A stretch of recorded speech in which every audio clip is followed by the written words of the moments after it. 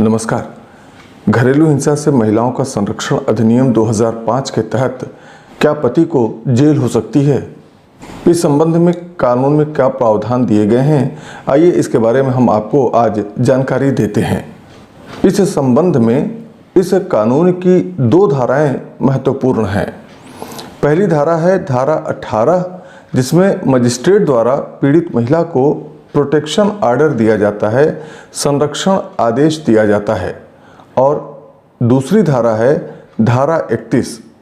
धारा 31 में यह स्पष्ट रूप से लिखा हुआ है कि जब संरक्षण आदेश का पालन नहीं किया जाता है तो वह मजिस्ट्रेट जिसने आदेश दिया है, आदेश का पालन न करने वाले व्यक्ति को दंडित कर सकता है और 1 वर्ष की जेल या 20,000 रुपये जुर्माना या दोनों से दंडित किया जा सकता है।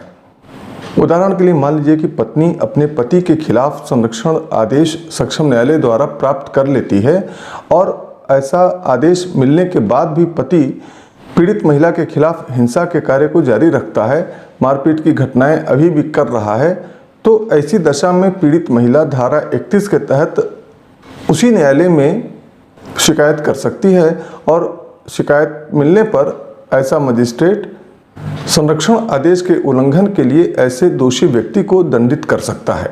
इसका एक दूसरा अर्थ भी है कि अगर इस कानून के तहत कोई भरण पोषण का आदेश न्यायालय द्वारा दिया गया है या कोई भी और आदेश दिया गया है जिसका उल्लंघन ऐसा व्यक्ति कर रहा है, तो धारा 31 के तहत उसे दंडित नहीं किया जा सकता है।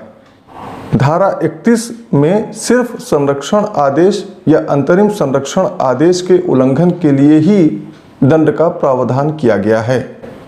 कनक राज बनाम केरल राज्य के मामले में भी न्यायालय ने यही माना है कि सिर्फ संरक्षण आदेश के भंग किए जाने पर ही सजा दी जा सकती है और किसी अन्य आदेश के उल्लंघन के लिए धारा 31 में सजा नहीं दिया जा सकता है।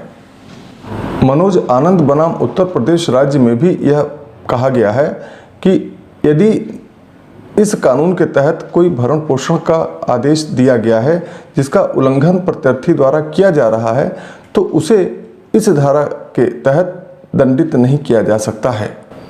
हालांकि वहीं दूसरी ओर माननीय मध्य प्रदेश उच्च न्यायालय ने सुनील बनाम सरिता चावला के मामले में यह माना गया है कि यदि प्रत्यर्थी अंतरिम भरण पोषण के आदेश का पालन नहीं कर रहा है तो इस धारा के तहत उसका विचारण किया जाना वैध होगा। वहीं राजस्थान उच्च न्यायालय ने कंचन बनाम विक्रमजीत सेठिया के मामले में यह कहा है कि चूंकि धारा 125 के तहत भरण पोषण के लिए पीड़ित महिला यदि पत्नी है तो कार्रवाई कर सकती है, इसलिए इस धारा के तहत ऐसे मामलों में विचारण किया जाना वैध नहीं होगा। और धारा 31 कोई आर्थिक अनुतोष सम्मिलित नहीं करती है। तो ये थी घरेलू हिंसा से महिलाओं का संरक्षण अधिनियम 2005 के संबंध में दंड के प्रावधान के बारे में संक्षिप्त जानकारी। आगे के वीडियो में हम आपको कुछ और जानकारी देंगे, इसलिए हमारे इस YouTube को आज ही सब्सक्राइब कर लें और इस वीडियो में दी गई जानकारी यदि आपको अच्छी लगी हो, उपयोगी लगी हो, तो वीडियो को लाइक करें और विधिक जागरूकता के उद्देश्य से बनाए गए इस वीडियो को ज़्यादा से ज़्यादा शेयर करना ना भूलें।